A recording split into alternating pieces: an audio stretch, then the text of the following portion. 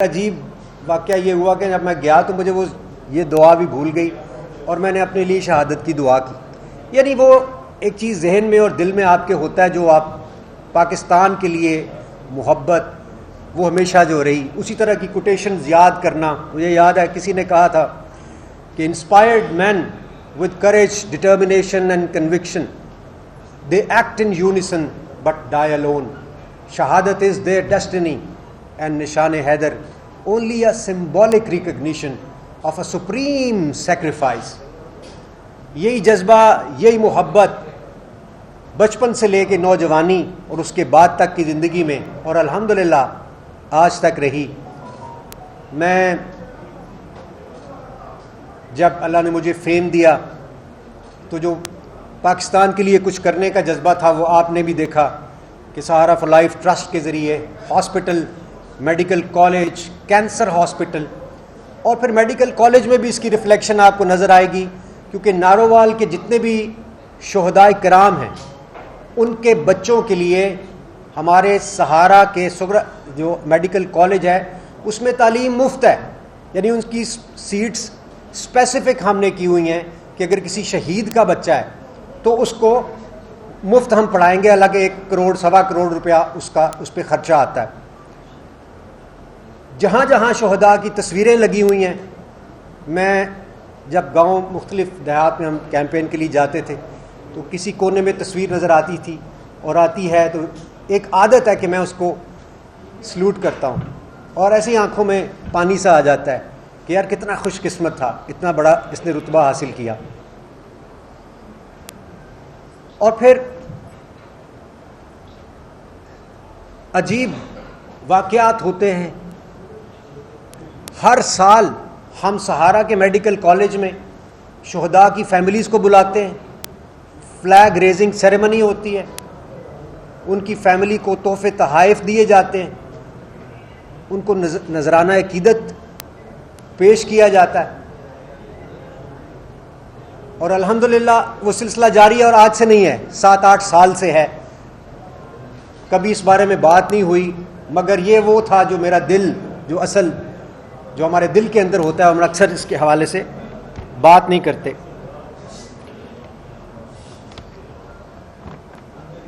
اور پھر میں سیاست میں آتا ہوں. مقصد فیم حاصل کرنا بالکل بھی نہیں ہے. عہدہ کوئی مل جائے گا، وزیر بہت سارے ہمیں ملتے ہیں جو اپنا تعارف کراتے ہیں کہ میں فلاں وزیر ہوں، میں نہیں پتہ ہوتا. دنیا بھر میں جاتے ہیں، ہمیں نہ فیم کی کوئی لالچ نہ پیسے کی الحمدللہ، کیونکہ میں نے جو کمایا اپنا مال، اپنی جوانی، اپنا وقت سہارا کو دیا. آپ سب جانتے ہیں آج وہ اربوں کے منصوبے ہیں اور میں ان کے سامنے ایک چھوٹے سے بیبی کی حیثیت رکھتا ہوں. سہارا کو اللہ نے اتنی ترقی دی اور یہ اس صورت میں ہوتا ہے جب آپ کچھ نہ کچھ دے رہے ہوتے ہیں. تو سیاست میں آنے کا مقصد یہ تھا کہ میں ایک بڑا کام کروں گا، بڑا سوشل ورک کروں گا، عوام کو فائدہ ہوگا. اور وہ خواب ہم سب دیکھتے ہیں کہ کوئی ایسا بٹن مل جائے، ہم آن کریں تو پاکستان میں تبدیلی آ جائے. بچپن سے سنتے آ رہے ہیں کہ یہ ہمارا وقت پتہ نہیں کب بدلے گا، مہنگائی بہت زیادہ ہو گئی ہے. لیکن بدقسمتی سے مجھے وہ اپنا سیاست میں جو رول تھا، جو کام عوام کے لیے کرنے کا، وہ فی الحال پورا ہوتا ہوا نظر نہیں آ رہا. جو سیاسی رویے ہمیں آج کی سیاست میں نظر آ رہے ہیں، تشدد، اس میں وہ ہمیں نظر نہیں آ رہے. وہ آگے خدمت والا ایلیمنٹ مجھے نہیں نظر آتا، بلکہ جو پہلے میں کر رہا ہوں شاید وہ بھی متاثر ہوتا ہوا نظر آ رہا ہے. تو پھر ہم ایسا کام میں کیوں مزید اپنا وقت ضائع کریں جو ہمیں عوام کی خدمت سے کی طرف ہمیں آگے سوائے اندھیرے کے فی الحال کچھ نظر نہیں آ رہا. تو 9 مئی کے واقعات شاید ہی کوئی ہوگا جس نے اس کی مذمت نہیں کی ہوگی.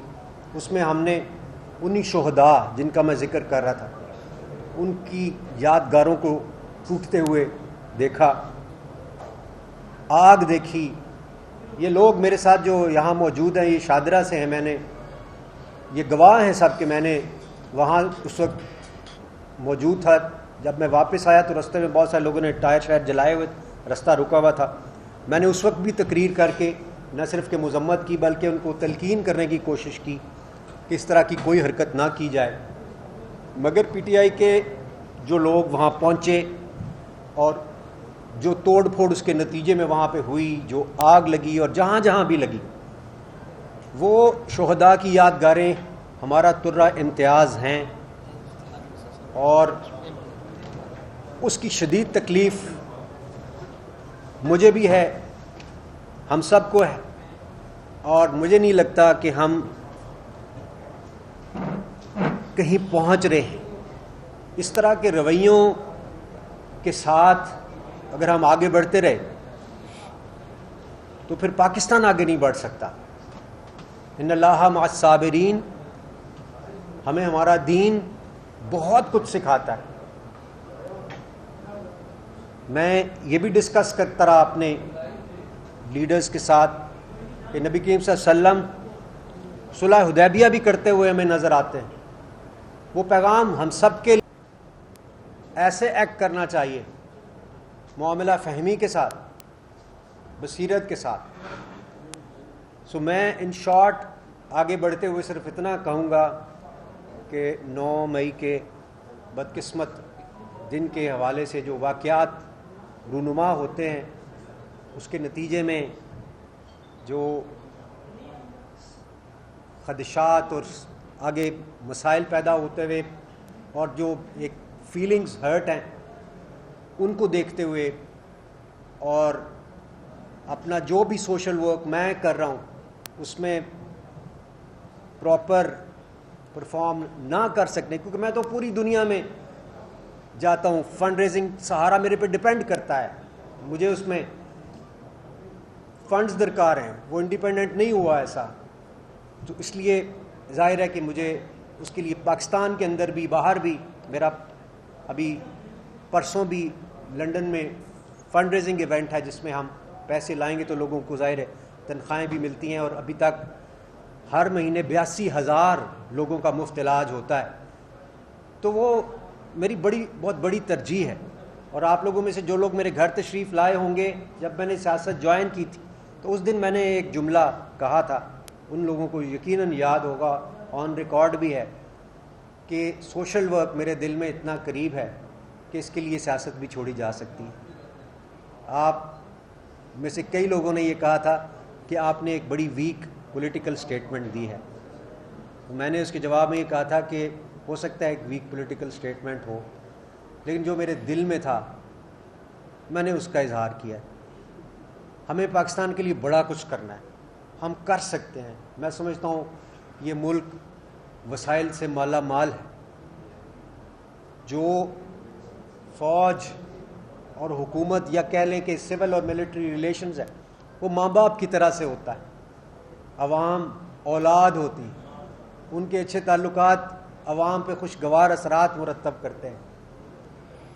پاکستان رہنے کے لیے بنا ہے اور ہم میں سے ہر بندے کی ترجیح پاکستان ہونا چاہیے.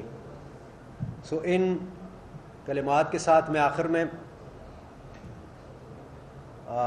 یہ اعلان کرنا چاہتا ہوں کہ I am parting ways with politics for now, اور پھر اللہ کو جو منظور ہوا کل کسی نے نہیں دیکھا. ساتھ ہی ساتھ میں ایک ابھی 15 منٹ پہلے میں نے کچھ لکھا ہے اور وہ میں آپ لوگوں کے ساتھ ترنم میں اگر شیئر کروں تو میرے جذبات کی شاید کسی حد تک عکاسی ممکن ہو.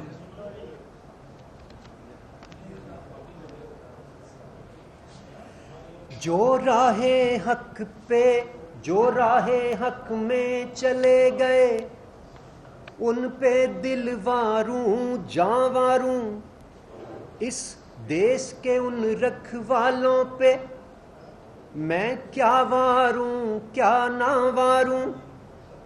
ہم مثبت سوچ کے حامل ہیں، ہم کو بس اتنا کہنا ہے،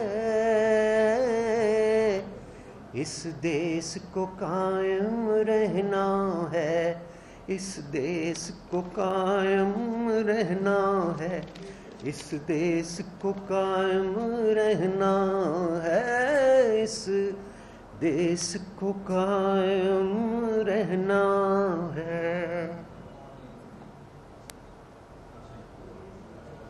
عمران صاحب اس موقع پہ آپ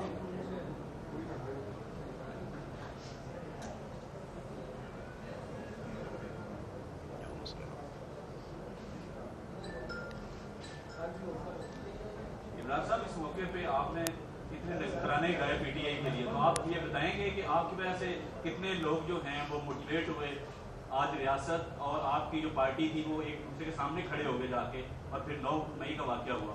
تو آپ تو آرام سے آتے ہیں یہاں پریس کانفرنس کرتے ہیں، 4 آنسو بہاتے ہیں، گھر چلے جاتے ہیں، تو جو ہزاروں کارکن آپ کی وجہ سے جیلوں میں پڑے ہیں ان کے لیے تو آنسو بہائیں گے، آپ کیا کہتے ہیں ان کے لیے؟ جو کارکنان ہمارے بے قصور ہیں ان کو ضرور فوراً چھوڑنا چاہیے، لیکن ساتھ ہی ساتھ جو اس میں ملوث ہیں ان کو بالکل سزا ملنی چاہیے اور قانون کے مطابق سزا ملنی چاہیے۔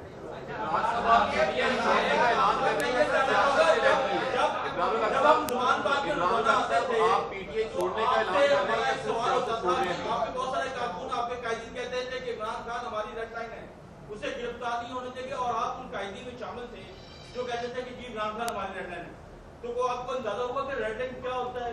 خان صاحب ہوتے ہیں، شخصیات ہوتی ہیں، یا ملک ہوتے ہیں؟ پی ٹی آئی چھوڑ رہے ہیں، سیاست چھوڑ رہے ہیں، یہ بھی بتا دیجیے گا۔ جیسے میں نے کہا parting ways with politics for now, اور آگے دیکھیں گے بعد میں کیا ہوتا ہے۔ ظاہر ہے جب پالیٹکس ہی چھوڑ دی تو پھر پی ٹی آئی اور نو پی ٹی آئی کا تو کوشچن نہیں ہے۔